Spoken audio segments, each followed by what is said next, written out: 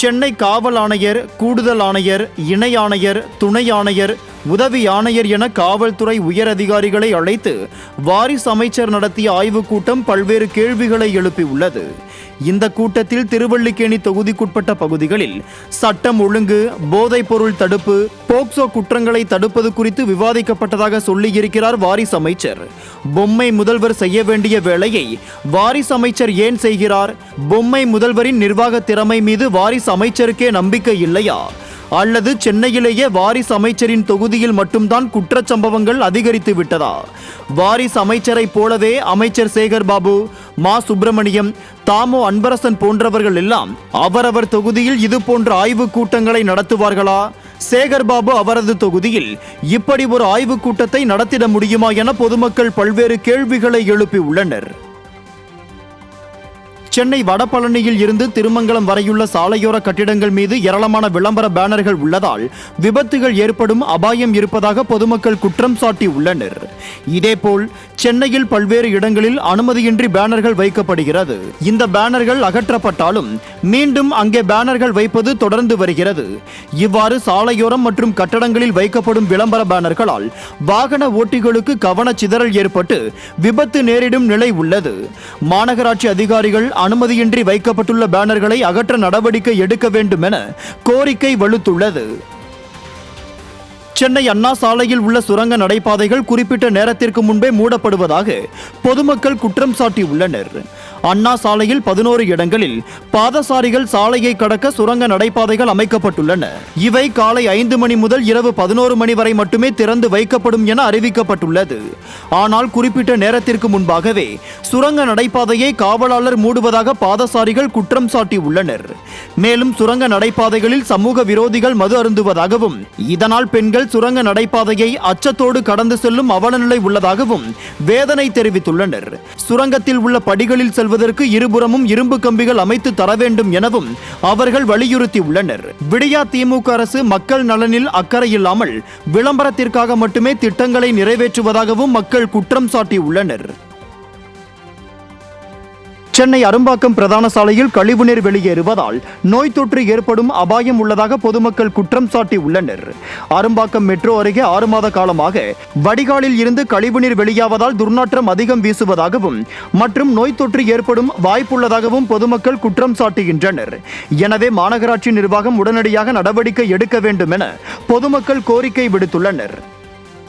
நிறைய வரும், இதனால் தொற்று நோய் அதிகமாக வரும், ஸ்கின் அலர்ஜிலாம் பயங்கரமாக வரும், அதிகமான ஸ்மெல்லு ஹெவியாக அடிக்குது, அதனால் பாதிப்பு. விருதுநகர் மாவட்டம் சிவகாசியில் உள்ள அரசு கலை மற்றும் அறிவியல் கல்லூரி மாணவிகள் தங்களுக்கு விடுதி வசதி கேட்டு விருதுநகர் மாவட்ட ஆட்சியரிடம் மனு அளித்துள்ளனர். சிவகாசி அரசு கல்லூரியில் மதுரை, தேனி, சங்கரன் கோவில் உள்ளிட்ட பல்வேறு பகுதிகளில் இருந்தும் மாணவிகள் பயின்று வருகின்றனர். இந்த நிலையில் கல்லூரியில் தங்கும் விடுதி வசதி இல்லாததால் வாடகை கட்டிடத்தில் இயங்கி வரும் ஆதி திராவிட நலத்துறை விடுதியில் 50க்கு மேற்பட்ட மாணவிகள் தங்கி பயின்று வருகின்றனர். அங்கு போதிய இடவசதி, கழிப்பிட வசதி இல்லாததை குறித்து புகார் அளித்த நிலையில் இரவு 10 மணிக்கு ஆதி திராவிட நலத்துறை இயக்குனர் மகளிர் விடுதிக்கு சென்று மிரட்டியுள்ளார். விடிய அரசின் உயர்கல்வித்துறையும் ஆதி திராவிட நலத்துறையும் செயல்படாததால் மாணவிகளின் கல்வி பாதிக்கும் அபாயம் ஏற்பட்டுள்ளது. விடிய ஆட்சியில் பெண் குழந்தைகளுக்கு பாதுகாப்பில்லாத சூழலில் இரவில் மாணவிகள் விடுதிக்கு சென்று அதிகாரி மிரட்டிய சம்பவம் மாணவிகளிடையே பெரும் அச்சத்தை ஏற்படுத்தி உள்ளது.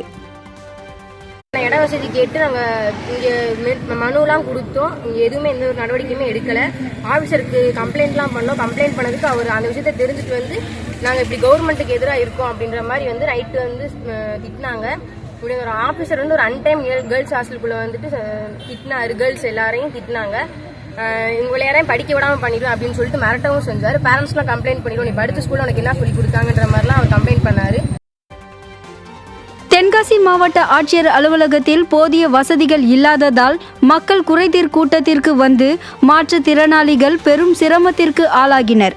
தென்காசி மாவட்டம் ஆட்சியர் அலுவலகத்தில் ஆட்சியர் கமல் கிஷோர் தலைமையில் மக்கள் குறைதீர் கூட்டம் நடைபெற்றது. தென்காசி மற்றும் சுற்றுவட்டார பகுதிகளில் இருந்து ஏராளமான பொதுமக்கள் கோரிக்கை மனுக்களை அளிக்க வந்த நிலையில் 10க்கு மேற்பட்ட மாற்றுத்திறனாளிகளுக்கு வீல்சேர் உள்ளிட்ட எந்த ஒரு அடிப்படை வசதிகளும் இல்லாததால் அங்கிருந்து மாற்றுத்திறனாளிகள் தட்டு தடுமாறி வெளியேறினர். இந்த நிகழ்வு அங்கு இருந்தவர்களை கண்கலங்க செய்தது. விடிய ஆட்சியில் மாற்றுத்திறனாளிகள் அலக்கழிக்கப்படும் நிகழ்வு தொடர்கதையாகி வருவதாக பொதுமக்கள் குற்றம் சாட்டியுள்ளனர்.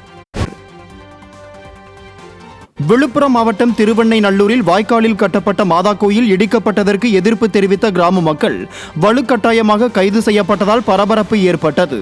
பருகம்பட்டு கிராமத்தில் உள்ள ராகவன் வாய்க்காலில் இருந்து திருநாவலூர் ஏரிக்கு செல்லும் கிளை வாய்க்கால் கரையின் மீது கடந்த 3 ஆண்டுகளுக்கு முன்பு கெபி என்று அழைக்கக்கூடிய சிறிய அளவிலான மாதா கோயிலை அப்பகுதியினர் கட்டினர்.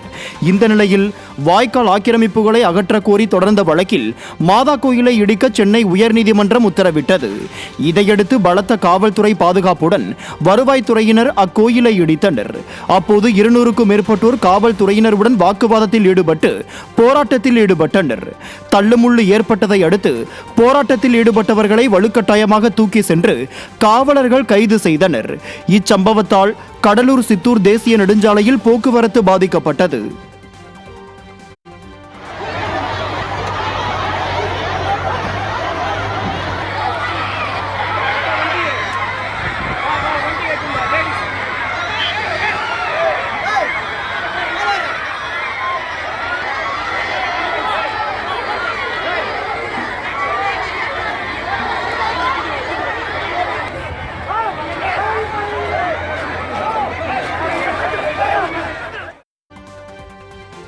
தென்காசி மாவட்டம் கடையநல்லூர் அருகே வீரசிகாமணியில் உள்ள அம்மா பூங்கா மற்றும் உடற்பயிற்சி கூடம் தற்போது மது பிரியர்களின் கூடாரமாக மாறி மிக மோசமாகி உள்ளது.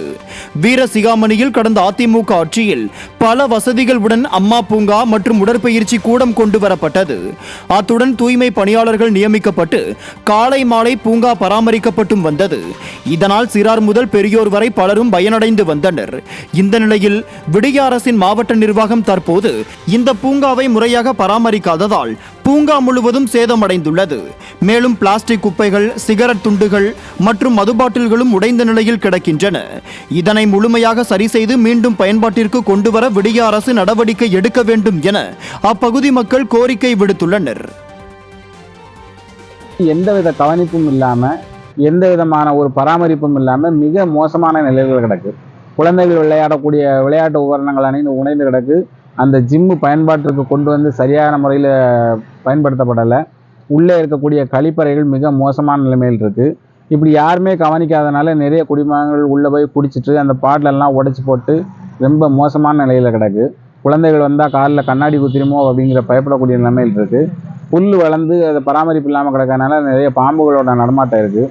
இதனால் மக்களோட வரி பணம், அரசாங்கத்தோட பணம் ரொம்ப மோசமான நிலையில் வீணடிக்கப்படுது. நீலகிரி மாவட்டம் கூடலூர் அருகே வனப்பகுதியில் இருந்து வெளியேறும் காட்டு யானைகள் விவசாய நிலங்களுக்குள் புகுந்து பயிர்களை நாசம் செய்ததால் விவசாயிகள் கவலையடைந்துள்ளனர். தேன்வயல் பகுதியில் உள்ள விவசாய நிலங்களுக்குள் புகுந்த 3 காட்டு யானைகள் நெற்பயிர்களை சேதப்படுத்தி உள்ளதாக விவசாயிகள் வேதனை தெரிவித்துள்ளனர். மேலும் காட்டு யானைகள் பாக்கு, தென்னை போன்ற மரங்களை முழுமையாக சேதப்படுத்தி உள்ளதாகவும் இதனால் தங்களுக்கு மிகப்பெரிய இழப்பு ஏற்பட்டுள்ளதாகவும் விவசாயிகள் குற்றம் சாட்டியுள்ளனர். புத்தூர் வயல், தேன்வயல் உள்ளிட்ட பகுதிகளில் தொடர்ந்து வனவிலங்குகள் விவசாய நிலத்திற்குள் புகுந்து பயிர்களை சேதப்படுத்துவதாக அப்பகுதி விவசாயிகள் குற்றம் சாட்டியுள்ளனர். எனவே காட்டு யானை உள்ளிட்ட வனவிலங்குகளை அடர்ந்த வனப்பகுதிக்குள் விரட்ட வேண்டும் எனவும் வனப்பகுதியை சுற்றி மின்வேலி அமைக்க வேண்டும் எனவும் விவசாயிகள் வலியுறுத்தி உள்ளனர். என்னன்னா ஃபாரஸ்ட்காரங்க வராங்க, சும்மா அப்படி பார்த்துட்டு அதுக்கப்புறம் வேற எங்கே இது யானை வந்திருக்கு அப்படின்னு சொல்லி அவங்க போயிடுறாங்க. ரிட்டர்ன் அவங்க வந்ததுக்கு அப்புறமும் இங்கே நம்மளை இது பார்க்கறதே இல்லை.